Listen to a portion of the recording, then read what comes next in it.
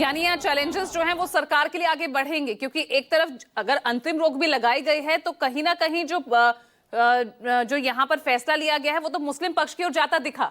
इस तरह से भी इसको ले सकते हैं प्रभाकर?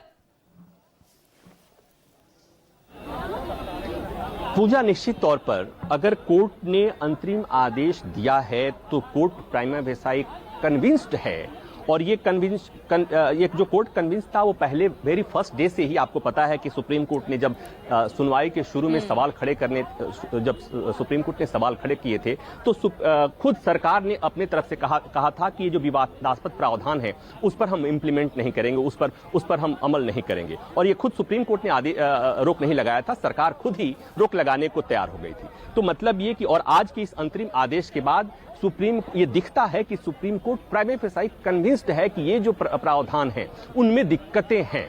तो अब ये निश्चित तौर पर जो सुप्रीम कोर्ट के मन में, जजों के मन में जो सवाल है, किंतु परंतु है, जो डाउट्स है, वो जब सुनवाई होगी, इसके बाद जब अंतिम सुनवाई होगी, विस्तार जैसे सुनवाई होगी। हालांकि पूजा, एक बात मैं और कहूं कि बहुत विस्तार से सुनवाई, 3 दिन लंबी सुनवाई चली थी और उस समय भी हमें लगा था कि शायद इसमें अब क्या बचा है कि कोर्ट को और इसमें आगे भी सुनवाई करनी पड़ेगी। लेकिन बात वही है कि सुप्रीम कोर्ट ने जैसा पहले कहा था कि संसद से पारित कानून पर, चूंकि अपने यहाँ कार्यपालिका, विधायिका और न्यायपालिका सेपरेशन और पावर का प्रावधान है, तो संसद से पारित कानून पर अदालतें ऐसे रोक नहीं लगा सकती, संसद से पारित कानून को अदालत ऐसे रद्द नहीं कर सकती। उसके लिए बहुत स्ट्रॉन्ग केस बनना होगा। ये दिखाना पड़ेगा कि ये जो कानून है वो संविधान सम्मत नहीं है, ये दिखाना पड़ेगा कि ये जो कानून है वो मौलिक अधिकारों के खिलाफ है, और ये सब साबित करना पड़ेगा, ये दिखाना पड़ेगा कि समता के अधिकार के खिलाफ है।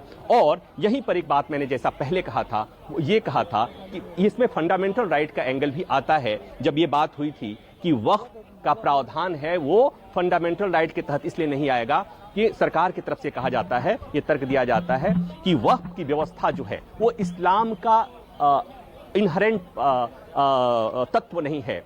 तो ऐसे में जब ये साबित होगा, उस पर बहस होगी कि क्या इस्लाम वक्फ इस्लाम का इंटीग्रल पार्ट है, और अगर ये साबित होता है कि ये इंटीग्रल पार्ट है तब इसको हम फंडामेंटल राइट की तरह पे देखेंगे। मैं इसलिए बात कह रहा हूं कि जब अयोध्या मामले की सुनवाई चल रही थी तो उस समय भी एक सवाल उठा था कि मस्जिद तो इस्लाम का इंटीग्रल पार्ट है, लेकिन क्या मस्जिद में नमाज पढ़ना इंटीग्रल पार्ट है क्या? और तभी सुप्रीम कोर्ट ने इस फाइनल फैसला के पहले इस मामले इस्माइल फारूकी के मामले में तय किया था, और कोर्ट ने फैसला दिया था कि इस्लाम में नमाज पढ़ना इंटीग्रल पार्ट है, लेकिन मस्जिद में नमाज पढ़ना इंटीग्रल पार्ट नहीं है। तो यहां पर भी वही बात आ रही, एक सवाल अभी भी है कि क्या वक्फ जो है वो इस्लाम का इंटीग्रल पार्ट है क्या?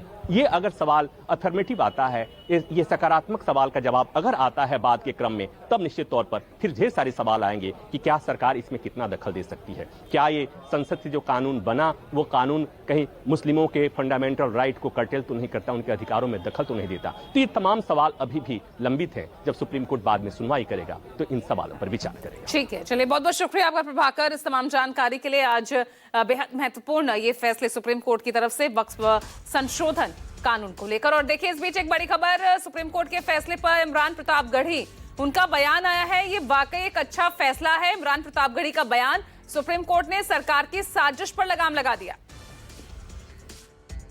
ये बहुत अच्छा फैसला है और सरकार की साजिश और सरकार की मंशा पर माननीय उच्चतम न्यायालय ने बड़े पैमाने पर रोक लगा दी है, अंकुश लगा दी है।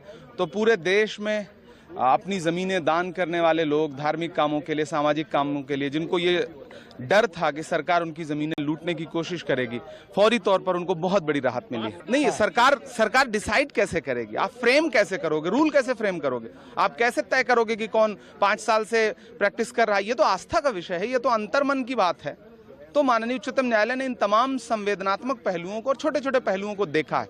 तो मैं बहुत खुश हूं और मुझे अच्छा लग रहा है। एक बहुत बड़ी लड़ाई है इस देश में वक्फ की ज़मीनों को बचाने की, हम उस लड़ाई को लड़ते रहेंगे।